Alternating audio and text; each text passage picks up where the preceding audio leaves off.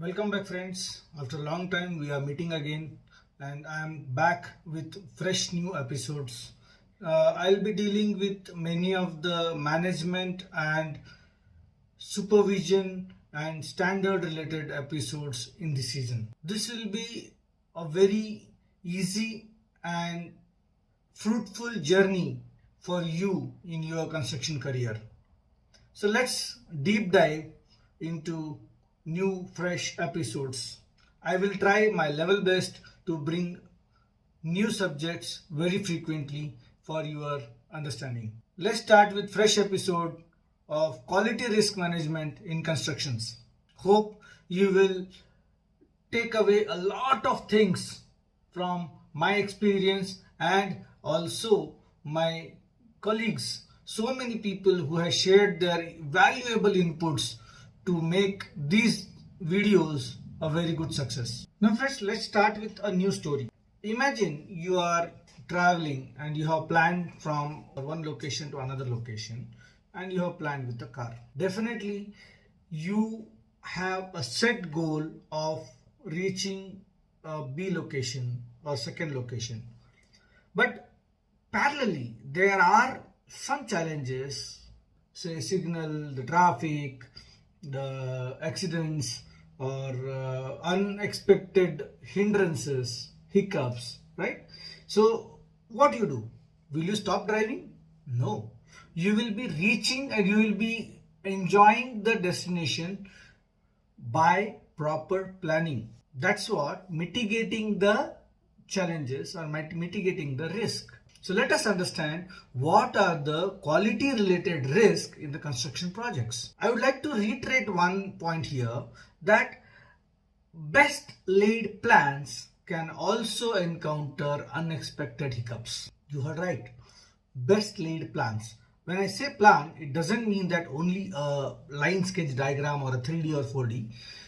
It is a well planned, structured approach of the construction management. Can also lead to some of the hiccups. What are those hiccups? Let us see one by one. And those to overcome such kind of hiccups or to overcome such kind of issues or hindrances, we need risk management. Now this risk management will encompass the guides. This risk management will guide us through the channel of procedures or methods which will assure that our projects will not only meet the deadline or a target or a expected quality, but also it will exceed the expectation of client. So let us see how, when and what. Now, quality risk assessment or quality risk analysis in construction projects is a process of identifying, assessing and managing the potential risk that could impact the quality of the project. This includes the risk related to material, manpower and machineries with external factors, internal factors and of course the policies, organizational policies also. Now, what is the goal of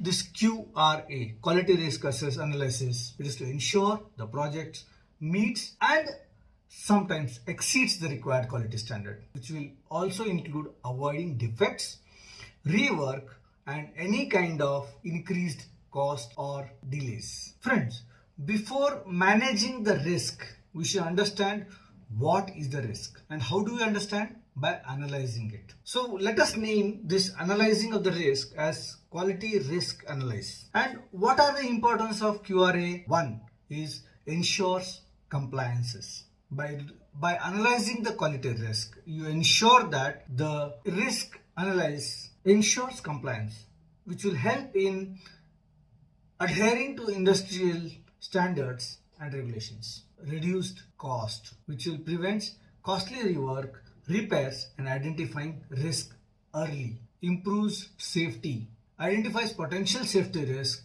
and associated with the poor quality also. Enhanced reputation.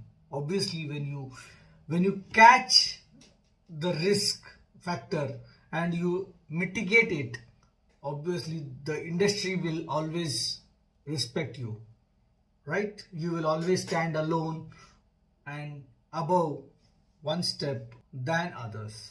That is how your reputation in the industry will increase.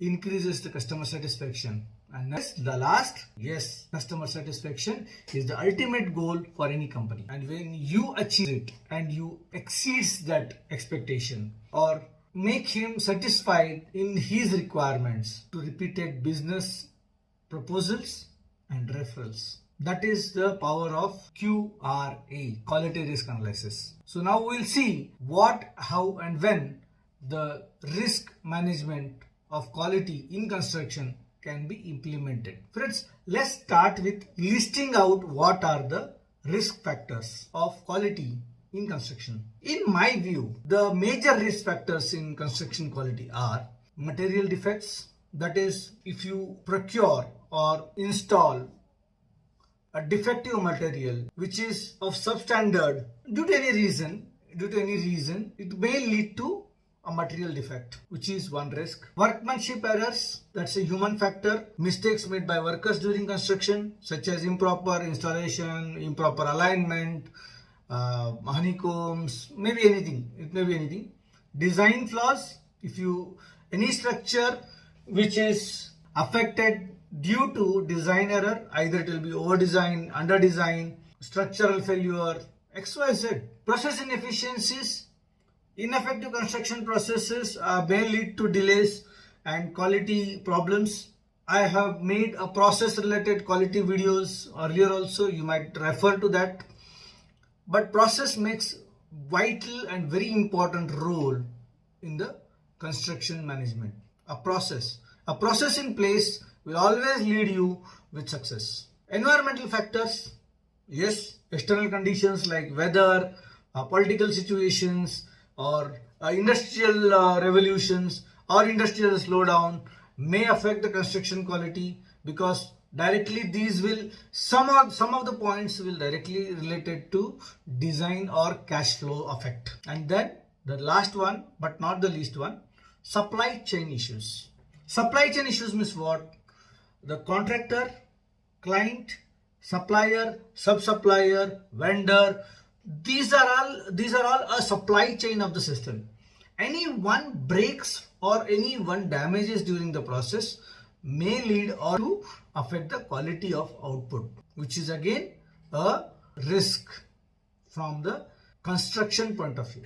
So these are 6 quality risks we have identified. If you feel any other risk which I have missed out, then please mention it below comments. Now, we have identified the risks, but how to identify them in deep? Which one fits where? Which one will come when? Which one will come due to what? That is the analyzing of these identified risks. To analyze those risks, we must use some tools and techniques. Without tools and techniques, you cannot analyze. What are those tools and techniques? Very commonly used checklists, which will identify the potential risk based on the past projects and industrial standards, because they will act as, or they generally act as, evidence of work done, which can be also used as lessons learned. Brainstorming sessions. Obviously, brainstorming sessions means, as I explained earlier, of good practices in construction projects, as after the project, always conduct a brainstorming session to understand where we did wrong, what we did wrong, what went wrong, which was not in our favor, which was in our favor, plus points, minus points, negative, positive, all those things. As a PPT, when we do that, we understand the potential risk in the forthcoming project or nearly similar projects. Remember, my friends, none of the projects will be same. Every project is unique and different. Okay? Then the third tools and technique is SWOT analysis. SWOT. Many of people or many of my friends who are watching this might be already known of this word called strength, weakness, opportunity and threat. SWOT analysis. By conducting this analysis, we will understand, or we will assess the project's strength, weakness, opportunities and threat locations in the schedule. When I say schedule, it is not only a timeline schedule, activity schedule or activity roster also. The very common very common tool is root cause analysis. Generally, we limit this root cause analysis only for NCR level, but my recommendation, even I implement it oftenly in my projects, do root cause analysis for a good one and also a bad one, or a success one or a failure one, because every result has its own root cause. And doing the root cause analysis, you can reach to a minor cause level, which can lead you or which can guide you as a step for overcoming the issues or following a good practices in the industry. Then maintain a risk register. When you analyze when you come to know there are some risks which are associated, you just write it down immediately so that you will come to know when and how they will occur as a potential, and then you will be able to plan the measures. The last one, you can use a tool of expert's judgment. See, we are all expert. We all consider to be expert. But believe me guys, none of the civil engineer who is working at site are 100% expert. They may be good in their own subject, but when it comes to expertise in the subject, it always have a multiple opinions, brainstorming sessions, and then come to a good conclusion, because everyone has undergone a different experience in his lifetime. So always have an expert judgment. You can call it as a expert panel judgment, which will leverage the experience and knowledge of the industry expert to identify the risk. Now, we have done an analysis of the risk by using tools and techniques. This analyzing shall also have an umbrella of qualitative risk assessment. What is this qualitative quality risk assessment? QQRA. When I say qualitative, that involves evaluating the impact and likelihood of identified risk using the subjective criteria. When I say subjective criteria, means a particular activity or particular subject, a particular package of the project will have its own risk. That may be an opportunity to other packages or other succeeding activities, or it may be a worsening to them. So we should see the impact. Now, how to understand what is the impact? As I mentioned, every expert will have his own way of analyzing the quality risk assessment. So how the experts assess the quality risk? By risk ranking. Risk ranking is nothing but categorizing the risk based on their severity and likelihood. Some risks are oftenly rising but less risky or less severe. Some risk will be a sudden rising but more risky. We need to bifurcate and categorize such kind of risk for better measuring and better addressal. Impact assessment.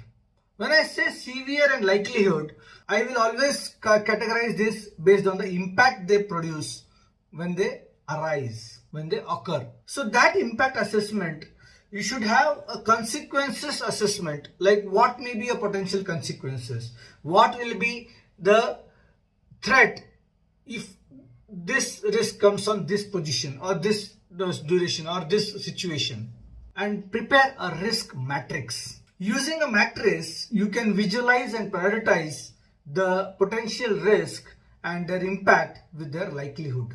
This is how we can analyze by preparing a matrix. I will show you the example of quality risk matrix, which will come in between. By using that, we will be able to quantify the risk in one particular segment, and we can address it. Let's say quantifying the risk. What is that quantifying risk? Quantifying risk means you have to assess the risk using numerical method by identifying what risk, how many risks are there, what area or in the matrix, what are the less potential, high potential, high impactful, less impactful, and what are the effect or impacts of the risk.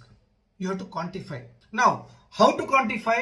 There are expert quantification methods they have given.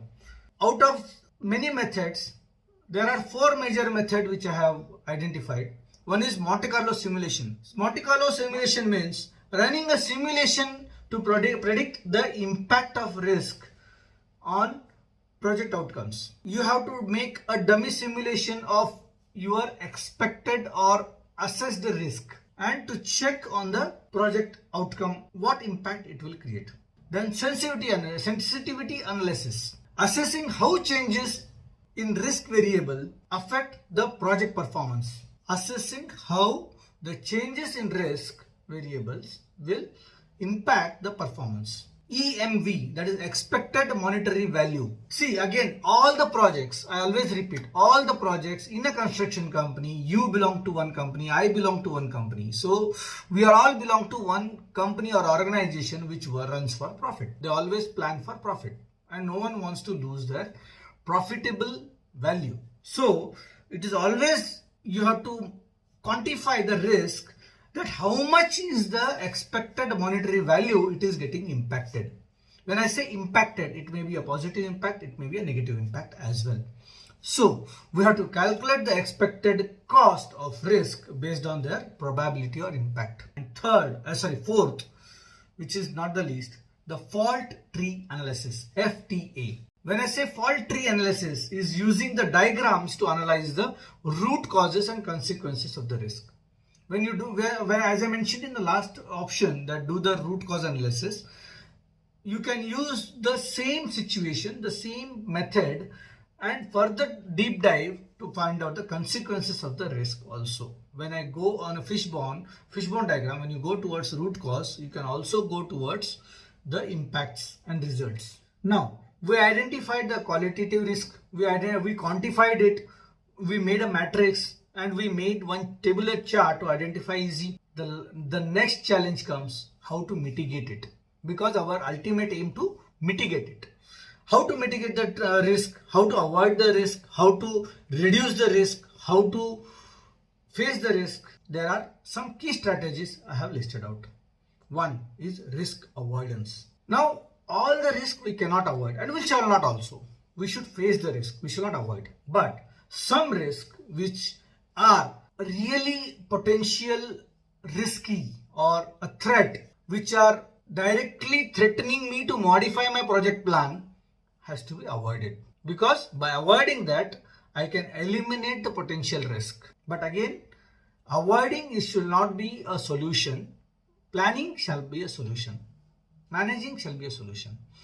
Avoiding is the last solution to be faced. Next is risk reduction. Implementing the measures to reduce the likelihood and impact of the risk. One is likelihood, which is likelihood of appearing the risk. Another one is impact, like more impact or major impact or lesser impact. We have to reduce the potentiality of it. Transfer the risk. It's very easy. Just get it and transfer it to the another party. Okay, such as through insurance or through contracts. Like you mention a clause in the contract that if this happens, this will be responsibility of contractor, or if this happen, take this kind of insurances. So this is called as a risk transfer. So the risk will be loaded or accountability by the third party. The last one, which is my favorite, is acceptance of the risk, which should be a first one always. Why? See friends, we are in a world where we cannot avoid any risk or threats, and risk and threats will not give you any kind of intuition or a signal before they appear. So now we have identified the strategies, but how to implement it? Implementing the strategy is always goes through monitoring and controlling. How to monitor and control this risk? You have to be vigilant, and continuous monitoring is crucial for managing the risk, quality risk. When I say risk, it is quality risk. And when I say a continuous monitoring is not for a particular activity, it is for continuous one end to another end of the project, one start to end of the project life cycle. Effective monitoring techniques There are so many monitoring techniques are there through like implementation of total quality management system, implementation of agile, whatever the best management system you can implement, and you get the data, gather the data, put it into many tools and techniques which we have discussed earlier, and that way you can monitor the risk. Now, how to monitor the risk in a regular monitoring or a continuous monitoring? Through inspections, regular inspections, like each and every activity. Take a oath that I will ensure that every activity happening should be under my vigilance or under my inspection. Check it, witness it, supervise it, make a performance matrix. Use the key performance indicators to track the quality performance of company, individual person, workers, contractor, etc. etc. List it out. Performance matrix. Make a matrix. Understand who does how. Maybe company is good, but person is not good. Maybe person is good, maybe process is not good. Identify where is the loophole or where is the lacunas are going around and where is the leakage. How you will identify this? How you will make a performance matrix? Do the proper audit. Make a risk audit. When you do an audit, you can be able to understand what, when, how happened. Where are the evidences? And collect the evidences, make a progress report. By preparing a progress report, by inspecting the quality weekly reports, monthly reports, all those reports you can identify and you will be able to deep dive, or you can do a root cause analysis that what, when, how it has happened. That is the way you can monitor each and every activity. But our aim is not to monitor. Our aim is to mitigate and address the risk. So after monitoring, again PDCA, that is monitor. After that, do a continuous improvement. How? That keep a loop of feedbacks. Take a feedbacks, generate report, audit report, submit it to management. Let management understand. Let management come to know that what are the stakeholders observations, what are the construction persons, engineers observations, what are the contractors observations, feedbacks. It is not a negative or positive. It is a feedback is feedback. So accept and respect the feedbacks. When you identify the areas of improvement through feedbacks, conduct brainstorming sessions. Again and again, make a periodical cycle of lessons learned. Brainstorming sessions on lessons learned. Brainstorming sessions on trainings and development. Identify whether we need to train a particular employee, if the employee is lacking behind, if the staff is lacking behind, if the supervisors are lacking behind in the knowledge, in the technicalities, train them. So that brainstorming, the lessons learned sessions, so that we can all together avoid repetitive mistakes. And next, the last one is process improvement. Again, note it down, report it, see, evaluate it. Like last time I was here, now this time I am going here, next time I'm going here. So the best technique I came to know in this industry is CONCOS, Construction Quality Assessment System, CONCOS, which is originated from Singapore. It's readily available in the net. You can always download, which will demark the standard where you are. What is the standard required? It is not Maruti or comparing the Maruti with BMW or Maruti with Porsche. It is Maruti has its own level, Porsche has its own level, maybe Mercedes might have its own level. So all three are best in the industry, but where they stand. One might be standing at, say, example, 30 out of 100, one may be around 60 out of 100, one may be around 90 out of 100. So like that, we have to identify which level of quality we are at.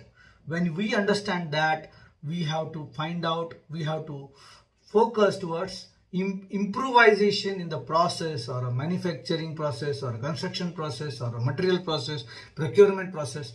When we understand that improvement technique, the requirement or need, then we have to finally summarize the key points and focus towards the goal. What focus towards goal? How to identify that? Again, root cause analysis, implement it, rate it, check it. Thank you for tuning up for Additional Mile channel. If you find this video helpful, please like, subscribe and follow my channel. I will be coming up with fresh topics as I discussed in the intro. A new strategical solutions for our construction problems, especially quality related. Keep building up, keep improving, and keep exploring the new excellence opportunities in construction, so that we as a construction industry in India, which is very poorly known as uncoordinated industry, we together can make it as a successful professional industry and grow together. As engineers, we must always try to create examples for our next generation, create an ideology or a specific guidelines for our new generation by our experience. By saying that, I am signing off. Thank you. Keep watching us. Keep subscribing. See you again.